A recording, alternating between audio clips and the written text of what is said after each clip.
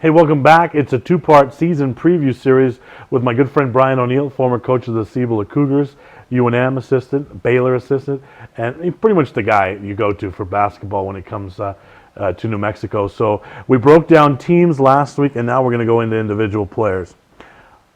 If you had to start that list with your go-to guy, who would that be? Well, there's so many, but like I said, top of my list would have to be Josiah Ramos. I think only because of what he's done over the past 2 years, and so there's a list of kids, and obviously you got we thought kid like J.B. White from Santa Fe was going to sign and go to UNM, but for a high school coach on a high school team and wanting one player, I think with the effort that kid plays and as competitive as he is, he'd be a guy I'd like to start with. Okay, so what does he bring to the table? What does he do well? Well, it's more like it's the list that'd be smaller is what does he do wrong? Right. Because he does so many things well. I just think he's a leader for one, and I think he's very competitive. I don't see people competing at a level that he does every night at the way he does, and I've never seen a game where he takes a play off. So I think with the leadership, his competitiveness, and then his overall skill level, puts him right there on top. And interesting now, he's going to have a little bit of adversity here at the beginning of the season with the team trying to redefine its roles. So it'll be interesting how he can guide his team through that, right? Well, yeah, that's where that leadership comes in, and that's where he might have to adjust some things in his game. But I've never. I'm done doubting that kid. I doubted him a little bit at the first part of last year, and he shut me up pretty quick and with some of his performances. And then I started really watching him a little bit more closely, and then I said to myself, this guy's just, he has it. He has what you want, and it takes a lot to beat him. It's going to take a lot to beat him, and it's going to take a lot for him to let his team get beat. So we'll see. Well, let's move to a team that tried, and that's Santa Fe, and of course J.B. White. Obviously, the potential there is sky's the limit for him. He's committed to UNM. He's got obviously the body of the current kind of basketball player, right? He's long. Yep. But he can also dribble the ball. So he's not your prototypical post player. I mean, JB, is there a guy that you can see that would really shut down JB on a particular night? Yeah, I don't know. The thing with JB is I just like to see the kid stay healthy. You know what I mean? I want him to be healthy and to have a really nice finish to his career, and not have to worry about these injuries he's been dealing with for the last 2 or 3 years. Well, he's got the 2 more years. Yeah, that's what I'm saying. So this year and next year. Yeah. And that's what I say. I don't want any hiccup this year or something happen in the summer. I like to see him get 2 good years in where he's healthy and then see what he's really, really worth, because obviously, with the people that were recruiting him, knowing that he's already been through all these injuries, they're pretty high on him, so he's actually shown a lot. Skill set wise, a big guy that can shoot, run the floor, defend, rebound. What's the closest player comparison you can make? You've been around the game a while. From a kid from New Mexico? Yeah. Gosh, there was a kid, and this was a while back, there was a kid named David Mosley who played at Mayfield years ago. He ended up playing for Stanford. And Mosley is very similar to JB. And Mosley could, he'll push up. He could push up inside and score, or he could bring you outside and hit some shots. And was, ran the floor real well, real active. And that's how JB is. So like I said, you ask, can anybody shut him down? Can anybody stop him? I'm sure there's people that can create problems for him. But he's pretty versatile as a basketball player. Well, JB's got a streak going that maybe he doesn't want right now. I think it's 3 or 4 games in a row with the technical, whether that be for hanging on the rim, talking to the crowd, whatever, various reasons. If you had a chance and you had JB in your office one-on-one as a coach, what would you tell him to get past that? I would just tell him that, JB, there's a lot of people out here that know you. You don't know them. That and for you to, to even bother or even take time to listen to that noise and to even respond to any of it makes no sense whatsoever. And I would also say, JB, there's a lot of younger kids who, believe it or not, are looking up to you in the Santa Fe area, and that just go to games to watch you play. And they're also watching how you act and so forth. That kind of behavior won't be tolerated in college. He'll find himself on the bench. So the quicker he's able to grow up, close his ears and tune things out and just focus on what he's great at doing, the better off he'll be. Let's move to Ricky Lujan. We don't get to see enough of him, but man, is there a smoother operator than Ricky Lujan? No, he's smooth. You're right. There's probably one other player I think in terms of style that I really enjoyed watching the other night was Jude Tapia. I think they have like a flow to their game that's there's not very many kids in the state have. Just real comfortable, and that's all because of the fact that they can handle the ball so well. And Ricky and Jude are just really dynamic. In their ability to go left, go right. And then find open players on their team, and obviously they can score some points, but there's a smoothness to their game. You mentioned Jude Tapia, so let's close the segment talking about Jude. The question's going to be obviously, does he have enough help? But that's for another show and another time. Mm-hmm. Let's talk about his individual skill set. What is it?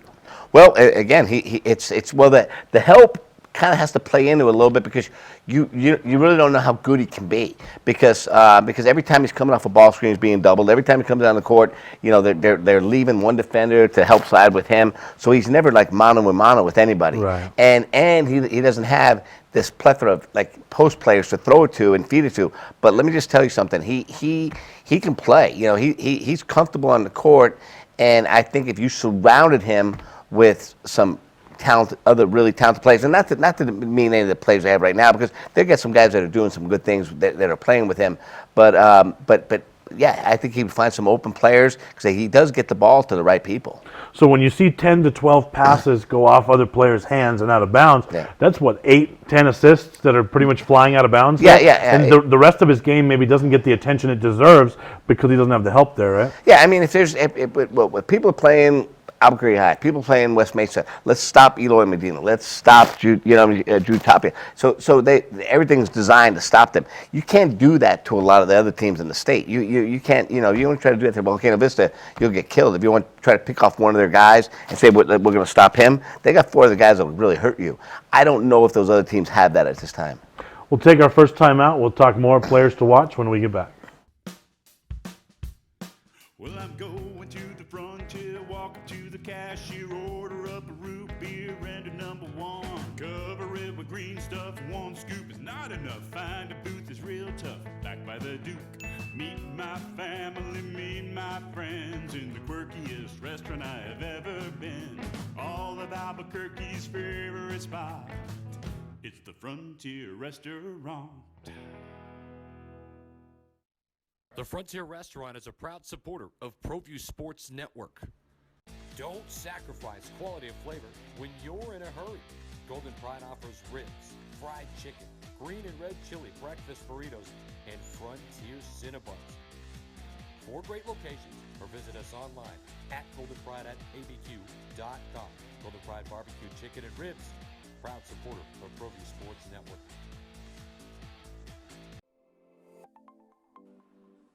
Get into the game with Garden Swartz Team Sales. They have everything you need, from screen printing, embroidery, and digital printing services, high school letterman jackets, and all high school and club uniforms, and individual and team apparel with the most reliable brands like Speedline, Rollins, and Wilson. And don't forget to check out the latest F7 Shut helmet. It's all at Garden Swartz Team Sales. Give them a call, 505-884-1234. Garden Swartz Team Sales. Calling all football players, are you looking to develop your skills this season? It's never too late or too early to put in the work. Coach Carl Barrere and the Air Barrere program at 8 Grady's Performance Center provide comprehensive position training for aspiring football players at all levels. Whether you're looking to increase your speed, gain strength, or hone your skill, we train all positions with a team of experienced coaches who know what it takes to succeed at all levels from Yaffle to college. Check us out at 8gradies.com to learn more and sign up for training today.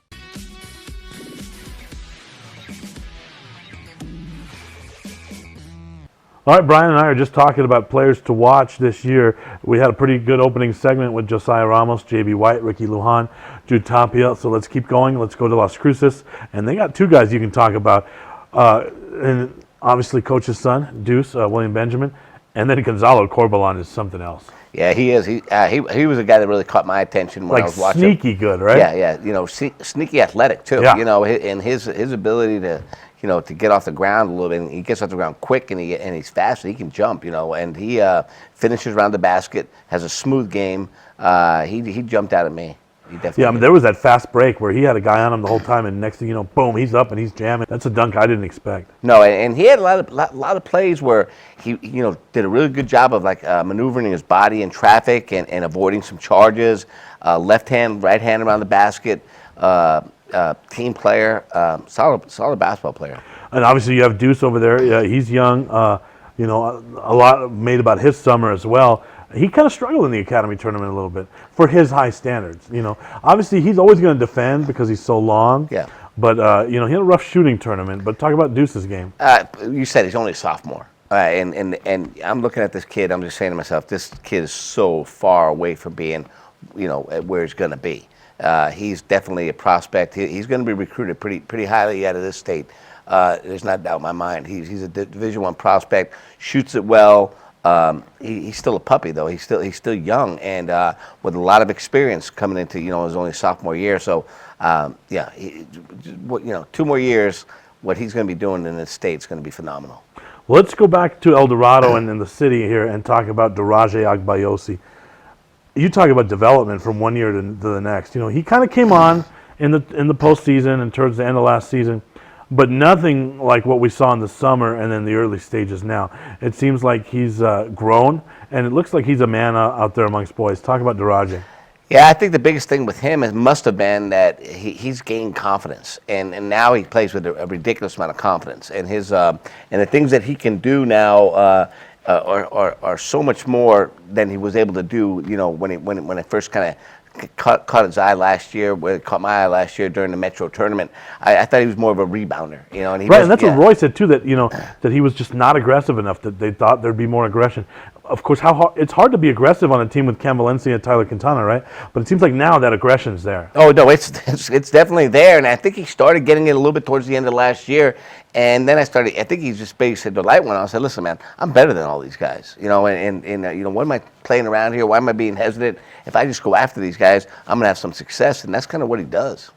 Obviously, you coached at that level. Is that D1 talent right there? The size is. Yeah. It's going to be, you know, he's kind of in that weird mix. I think he'd be a perfect kid. You know, there's 2 ways he could go. I think he needs a little bit more experience against kids more his size on a daily basis. So I think with a kid like him, I'd say, hey, go to a D2 and be pretty dominant, you know, your sophomore, junior, senior season, or go to a junior college, develop, play against some people, find out what your position is, and watch yourself get recruited by a pretty high-level Division I school. I think he has that ability, you know. Does he shoot the ball well enough to play the 3 or the 4? Or, I mean, obviously he's undersized to be a 5. So where does he fit in at the next level? Yeah, I think the shooting is obviously a little bit suspect, and because to be a shooter at a Division I level, and when you say you want to be able to shoot it, you better be pretty accurate, because coaches aren't going to take too many opportunities to say, well, he was open and just missed. You got to make open shots. But it's like he has some other things. He has these other intangibles about him. But anybody who can rebound, you know, around the basket like he can, you know, coaches usually find a spot for him because he can do that. He's a good passing big man too. Yeah, and then he understands the game. Yeah, and that's where I think his confidence is just going. He wasn't doing stuff like that when he first started playing last year. He was kind of more robotic. Now he's a loose basketball player who's actually making a huge impact. Talk about a guy in the district that I know you're very high on, Derek Isles. Yeah, I loved him last year, and you know, I said it's tough with the injury this year. Again, I thought he was a, you know, upper level player as well, and I know he's going to go on and play college basketball. Love his stroke. I thought, you know, he plays away from the basket. I felt he needed to improve his ability to go off the dribble. I think that was where he was exposed a little bit last year against Cleveland in the state tournament. But yeah, I think he has a real nice game, and I think he's a guy that really sees the floor well. I think he passes the ball well, and it's probably the one part of his game that really people don't talk too much about. But he's a heck of a passer as well as a shooter. That ability to beat you off the dribble, maybe go inside with some bigger physical players, is that the weakness there that needs to develop, you think? I think so, yeah. And I think, like I said, him being hurt early is gonna slow him down from doing so. But I think as he gets older and can be coached by other people and going up against other people in practice, they're gonna be telling him those type of things. The next two guys I want to talk about are often pigeonholed as just two really, really good shooters. But you get a chance to watch them long enough, you realize there's a lot more to their game. Let's start with Dion Battle. Yeah. Well, and Dion's a terrific shooter, but as we talked about during the academy tournament, he can go off the dribble too, and he doesn't make it easy to guard him. Makes his free throws. So here's a guy who can he's strong off the bounce. If you leave him open, he's going to stick shots, and if you foul him, he's going to make some free throws. His biggest thing is going to be his ability to lead that team, because they're going to depend on him for leadership. I know Greg Brown. He needs a guy on the court that thinks like he does as a coach, and I think he's going to depend on Dion to do so this year. And he's going to be in some big matchups where he's going to have to respond to that. It's interesting that you bring that up. I got to watch their final right behind their bench. I was sitting with Danny, his brother, and so I never observed the game right behind Greg Brown before. And a lot of times when he would call out a defense, he would say, "Okay, Dion, you get them matched up." So definitely Dion's that coach on the floor for Coach Brown. Right? Yeah, and that's what he's going to be asked to do. But let me just tell you, that kid's going to grow so much from that, and it's going to prepare him for what's going to go on the next level for him. But yeah, and he's getting him thinking like a coach. And when you're a point guard and you're thinking like a coach, you're thinking situational basketball, and that's how he's going to grow. Another great shooter in the city, maybe that has more to his game than just shooting, is West Mesa's Eloy Medina. I know someone you're pretty close to. You go to a lot of their practices. Talk about Eloy. A great shooter. I mean, terrific range. Just uncanny range. I think the biggest thing with Eloy is him not getting so caught up in the three-point shot. I think last year he had a lot of success getting to the basket off the dribble, posting guys up. And I think for him, he can't get away from that. He doesn't want to become this one-dimensional player like he was when he was younger. So their game against Carlsbad, 1 3-point field goal made. The rest of his buckets were all inside the arc, and I thought their offense looked better without him. But it really showed what he can do. He can dribble, that great mid-range jumper. He can do a lot more. I thought that really showcased him. Yeah, and I think that's key for him to keep his game balanced. Let's see. What else who else could we? Is there someone else that we're kind of missing in that district there? Let's stay in that La Cueva El Dorado district. Is there someone that you can think of? Well, I think like we talked about with the La Cueva team is when you talk about the supporting cast of Isles, when you talk about Lowry, I think Jashawn Lowry has to develop into a Trey Watson. Yeah, and I think Micah Cooper has to be the floor general as well offensively. I think the ball's in his hands a lot, and I was a little bit he made some poor decisions, I thought, at times last year. I know he's a good defender on the ball, but I think he needs to do a better job this year of taking care of the basketball and making sure and cut down on his turnovers and keep that basketball team together as a group offensively. What do you see out of Lowry what does he need to work on, I guess, to improve to that Trey Watson level? Well, I think he's going to be aggressive. I mean, to me, that's where he started to become a lot more aggressive towards the end of last year. I think when he gets the ball, when he goes to the basket, good things happen. Does he get the ball enough? Because it seems like that team's so perimeter oriented. It's hard to be aggressive when you just never have the ball. Well, but I think, like I said, as the year went on last year, I think they were getting him the ball a little bit more. But I do think that he needs to get the ball often, and if they want to be, because then they have that inside outside. What about Capital now? We talked about them last week in our team preview. Do they have an individual that should be on this player to watch list? I know Ben Gomez teams usually not built around an individual, but do they have one this year? I think it's Ben Gomez. I think that's the individual. I really do. I think he's the guy who gets those kids' motors running, and he's never really had that standout stud player. He had a few years years ago, 10, 12 years ago, but lately it's been the group of guys that have really helped his team develop. We'll take our final timeout, come back with more players to watch after this. The world-famous Laguna Burger is beautifully handcrafted. A burger that's created from certified Angus beef, sinfully cooked to juicy perfection, and garnished with New Mexico's Hatch green chili. Tempt your taste buds with mouth-watering fresh ingredients. Cut! We're gonna need another Laguna Burger. Try the irresistible, world-famous Laguna Burger. Visit thelagunaburger.com. It's fresh with a kick. Take 32. What is glamour? Frailty. What is desire? Diamonds. They say a life lived without passion is hardly worth living. Ma'am? Ma'am? Ma'am? Dang, this one made me feel all special. Car Crafters, proud supporter of Proview Sports Network. Are you sure we're supposed to be doing this? Don't worry, I've watched him do it 1,000 times. Come on, what's the worst that can happen? No! Bad dog! Hi, welcome to Car Crafters. What happened? Don't worry, we'll make it like it never happened. Car Crafters! It's like it never happened! Jackson Compaction wants to help you keep your green. And keep the community green as well. Jackson Compaction has worked hard to maintain the same prices since day one. Always easy and painless trash removal with professional crews and quality service. If it's non-hazardous waste, debris, or trash on your land, leave it to us. At Jackson Compaction, we're dedicated to ensuring the conservation of our environment. You trash it, we smash it. Jackson Compaction, we've earned a reputation for great results.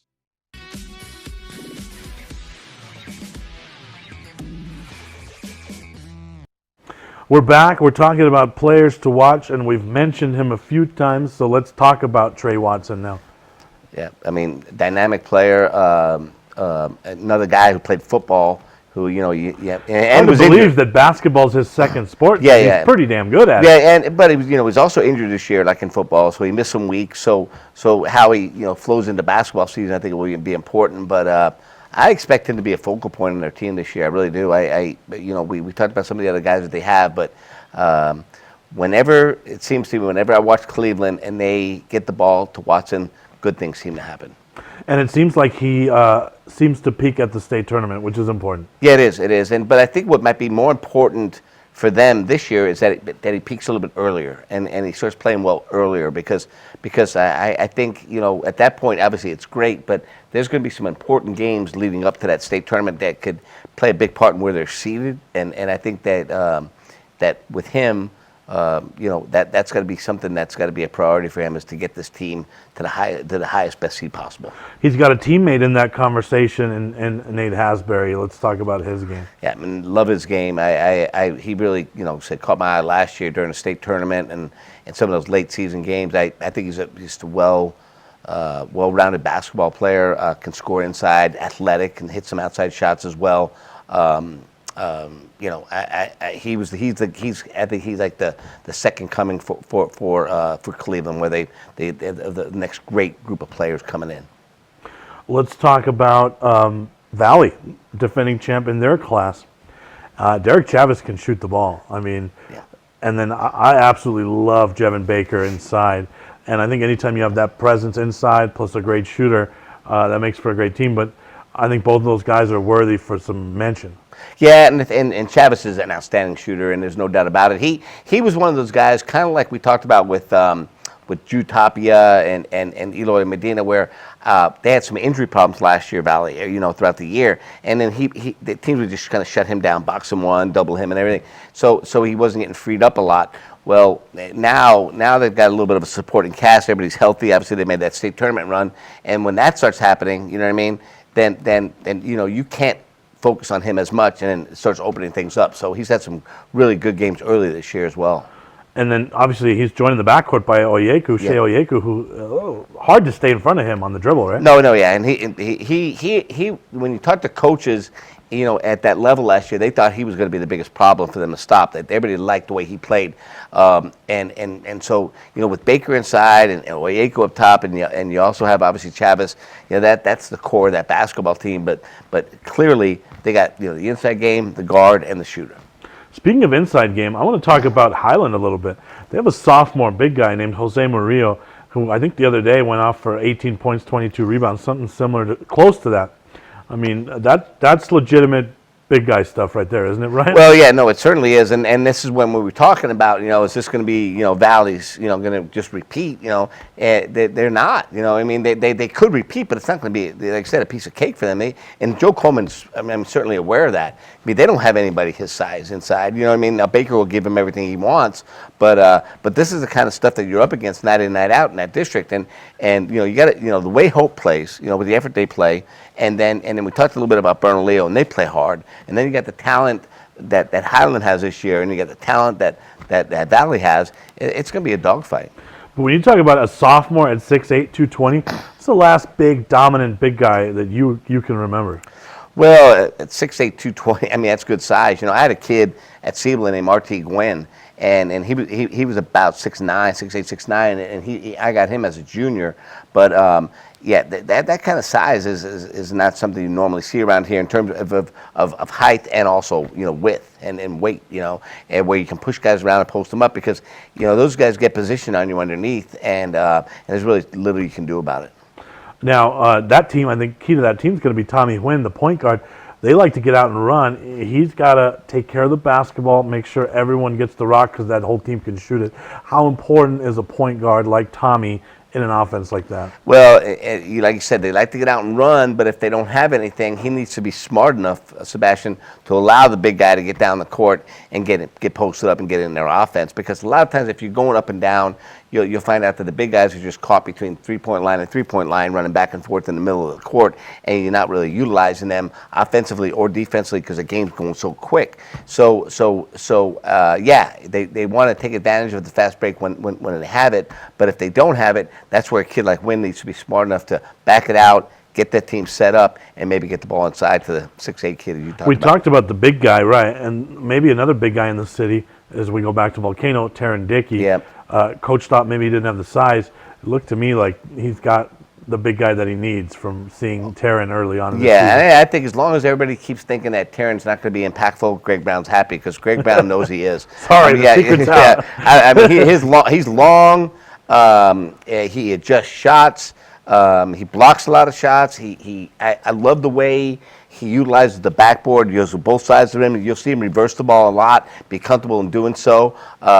And I, like I talked about, he makes his free throws too. So and I think that's so important, because a lot of times you do that hack-a-shack thing against a lot of big guys, and take your chance at the free throw line. This kid's going to stick him. So yeah, no, he's a big part of that basketball team. Now, is there another big guy in that conversation, or you think that's pretty much it for big guys? I think it's in terms of like big guys, in terms of like size. There's not a lot of huge size around the city, but I think we've kind of pretty much touched on all them. Last player in that district I want to talk about is Malik Barton at Del Norte. He's been there a while now, and it's finally his senior year.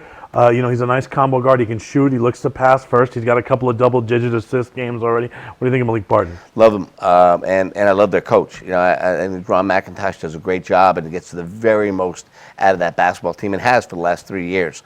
I just, it's a team that another team when you look at it on paper, you say, well, they're probably going to finish here or there, but then you open up the paper the next morning and you read that they knocked off a Valley, knocked off a Hope, were able to beat Bernalillo on the road. That's what these guys are capable of doing. So I think the leadership of that team starts up top with the coach, but with Barton, I think he's ready to perform. Okay, we've talked about individuals, so I'm going to put you on the spot to end the show. No. I want your top three in order. In order, huh? No, and I'll give you mine too. I would, and again, we're talking about for where we're at right now. When I'm talking about potential and so forth, I don't think it'd be hard for me. I would go Josiah Ramos, J.B. White, and this third one's kind of tough. But let me throw I'll throw Eloy Medina in there. Okay, I'm going to flip your top two. I'm going to go J.B. White 1. I'm going to go Josiah Ramos 2, and then my number 3, I'm kind of on a toss-up between Ricky Lujan and Gonzalo Corbalon and Daraje. So that's, so I'm going to go with, we got to go what's in the now, right? I think Daraje potential is this season, but I'm going to go with what's already happened, and that's Ricky Lujan. So I'm going to go JB, Josiah, and Ricky Lujan. Can't argue. Can't go wrong with any of those. I mean, the season is going to be fantastic. There is a lot of talent to watch. Brian, thank you so much for coming in. Hey, great seeing you. We'll see you next week, everybody. Good night.